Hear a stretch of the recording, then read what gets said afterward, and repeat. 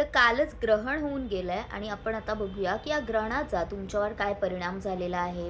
Physical, mental issues काय काय येऊ शकतात, करिअरमध्ये, रिलेशनशिपमध्ये काय काय ह्याचे इफेक्ट होणार आहेत, झाले आहेत, ते बघायचा प्रयत्न करूया. या ब्रह्मांडाला थँक्यू बोला, युनिवर्सला थँक्यू बोला आणि बघूया की काय मेसेज निघून येतो.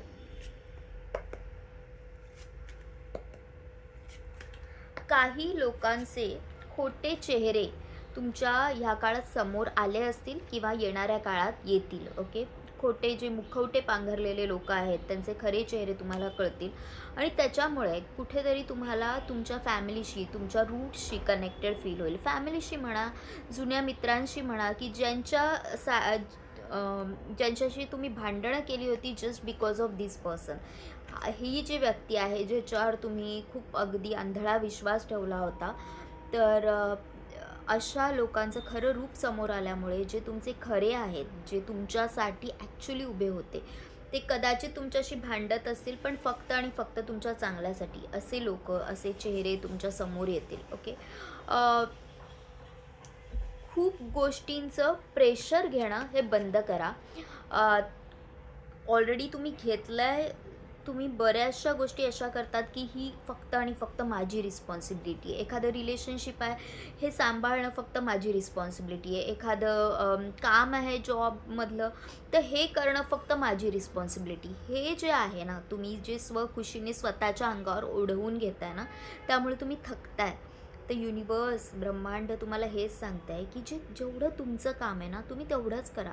बाकीच्याचं टेन्शन तुम्ही नका घेऊ, ठीक आहे.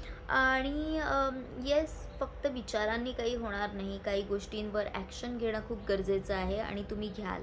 येणाऱ्या काळामध्ये तुम्ही खूप प्रॅक्टिकल होताना दिसतंय. जसं मी म्हटलं की जुने खरी लोकं तुमच्यासमोर येतील आणि खोटे चेहरेसुद्धा तुमच्यासमोर येणार आहेत. त्यामुळे तुम्ही प्रॅक्टिकली आता स्वतःला इम्पॉर्टन्स द्यायला सुरुवात करा.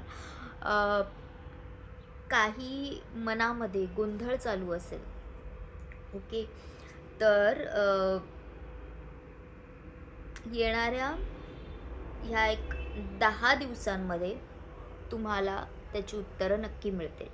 ओके, तर अशा प्रकारे हे जे एक्लिप्स होऊन गेलं, चंद्रग्रहण जे होऊन गेलं, ते खूप मिक्स्ड फिलिंग्स असणार आहे तुमच्यासाठी. खूप एकीकडे तुम्हाला खुश वाटेल की चुकीच्या लोकांपासून मी दूर गेली, लोकांचे खरे चेहरे समोर आले, पण ॲट द सेम टाईम तुम्हाला थोडंसं वाईटसुद्धा वाटेल.